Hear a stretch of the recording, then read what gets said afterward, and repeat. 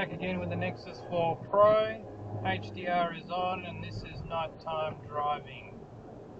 Don't mind the black box here at the front windshield because that's the hardware for high lane guidance and forward collision, autonomous emergency braking, etc.